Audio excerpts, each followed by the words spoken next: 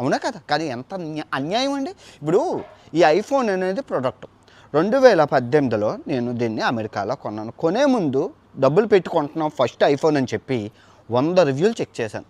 అన్ని రివ్యూలు బాగుందని చెప్పి తీసుకున్నాను. 2018, 19, 20, 21, 22 మొత్తం 8 సంవత్సరాలు ఇంకా పనిచేస్తుంది.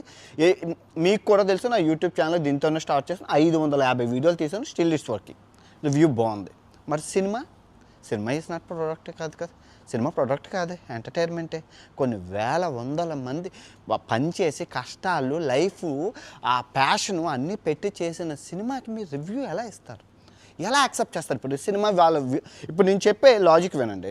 ఈ సినిమా రివ్యూ వాళ్ళు రేపు పెళ్లి చేసుకుంటాడు. ఈ సినిమా రివ్యూలు చెప్పే సోదిగాళ్ళు పెళ్లి చేసుకున్నారు. ఇంకో రివ్యూ గాడు వచ్చి చెవులని, అరే నీ పెళ్ళానికి అక్కడ పుట్టుమచ్చు ఉందిరా, అరే నీ పెళ్ళానికి అక్కడ మడతుందిరా, అరే నీ పెళ్ళానికి అక్కడ అది ఉంది, ఎక్కడ ఇది ఉంది, నీ పెళ్ళానికి కొంచెం కోపం ఎక్కువ, కొంచెం తాపం ఎక్కువ, కొంచెం అరుస్తుంది, కొంచెం కరుస్తుంది. ముందే ఎవడో వచ్చి చెవిలో చెప్తే ఇంక మజా ఏముంటుందండి?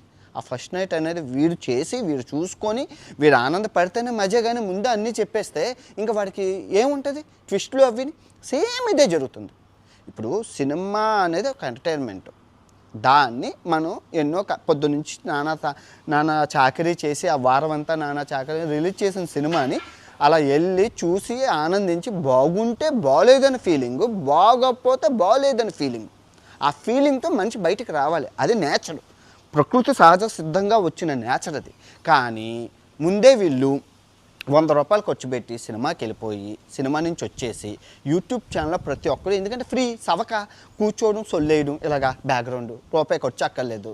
100 రూపాయలు ఖర్చు పెడుతున్నాడు, యూట్యూబ్ ఛానల్లో పెడుతుంటే నోటికి వచ్చినట్లు ఒకరు 2 అంటారు, ఒకరు 3 అంటారు, ఒకరు 4 అంటారు, ఒకరు 5 అంటారు, ఒకరు 6 అంటారు, ఒకరు 10 అంటారు. రేటింగ్స్ ఇస్తాం వచ్చినట్లు ఇచ్చేసి బాగున్న సినిమాని బాగోలేదని, బాగున్న సినిమాని బాగుందని నోటికి వచ్చినట్లు చెప్పేసి ఒక రివ్యూ చెప్తే అది